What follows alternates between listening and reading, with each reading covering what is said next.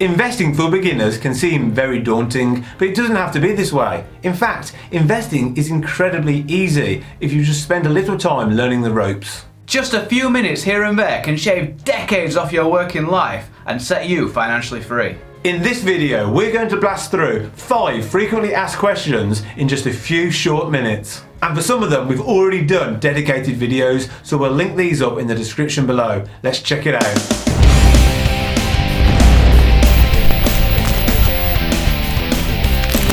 Welcome to Unshackled.com, the investment channel that sets you and your finances free. I'm Andy, this is Ben, and if you like what we say, hit the like button, click subscribe, and check out some of the great offers in the description below. Let's get into it.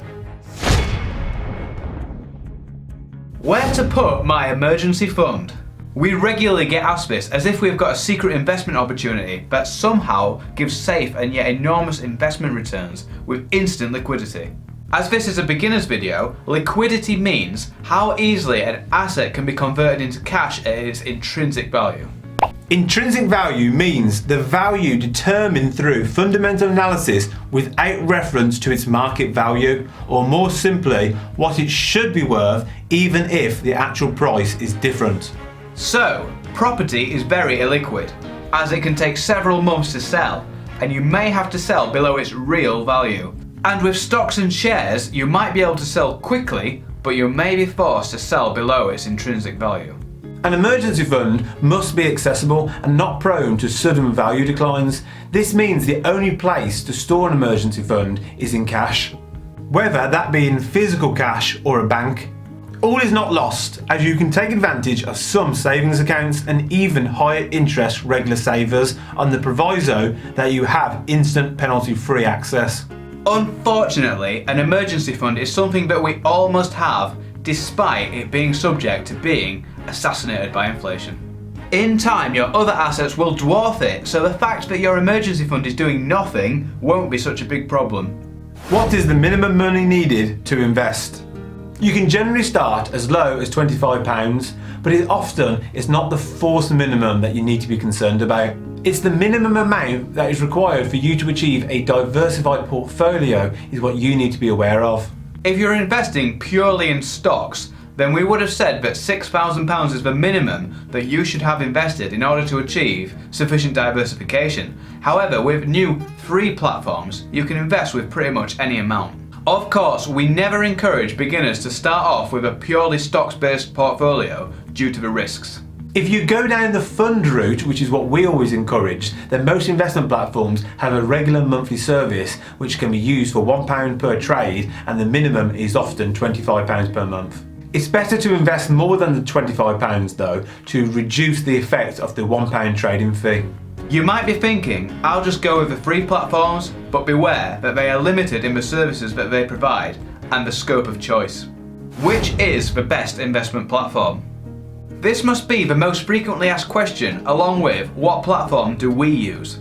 The truth is there is no single best platform, and what we use is probably not right for you, as there are so many different variables. It also depends on what account you're using, such as ISA, SIP, and so on. Perhaps we can summarise the platforms into categories and then you can choose the best one for you.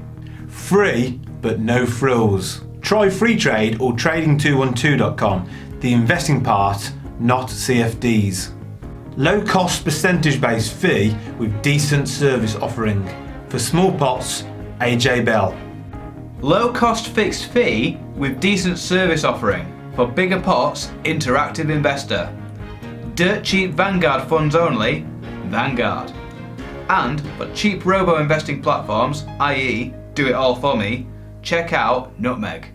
In fact, if you're interested in Nutmeg, we have an offer below in the description which gives you no platform fees for 6 months. Some people mention trading sites such as Plus500 and eToro, but these are not investment platforms in the traditional sense. These are trading platforms where you trade CFDs. We don't currently gamble or encourage you to trade CFDs, as something like 80% of those who do lose money. What will happen after Brexit?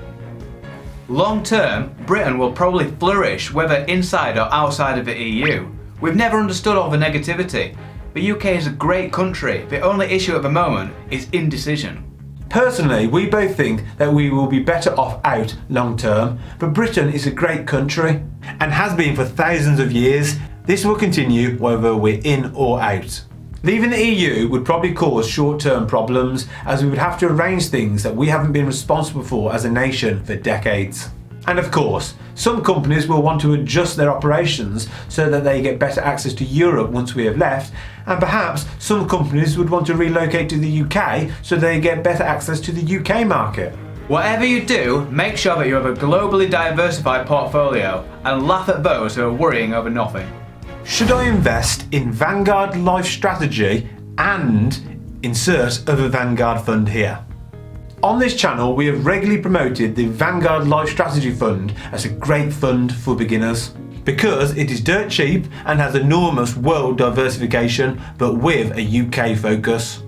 But we often get asked whether they should buy this fund or that fund alongside it, for example the Vanguard S&P 500 fund. One of the main reasons to buy the Vanguard Life Strategy Fund is because it is a one-stop shop. You don't need to buy anything else. In our opinion, the only reason to buy another fund alongside the Life Strategy Fund is if you wanted to adjust the allocation. For example, if you thought the Life Strategy Fund was too UK focused, then you could perhaps buy the S&P 500 ETF to alter your portfolio's allocation so it has more US exposure. Just be careful that you're not altering it with the intention of increasing your diversification, as in reality you could be lowering it. Question of the day: what other money or investing questions need answering? Let us know in the comment section. Thanks for watching. On this channel we talk a lot about personal finance, investing and all things money. And if you want to see more great content, please click the subscribe button below. This is MoneyUnshackled.com. See you next time.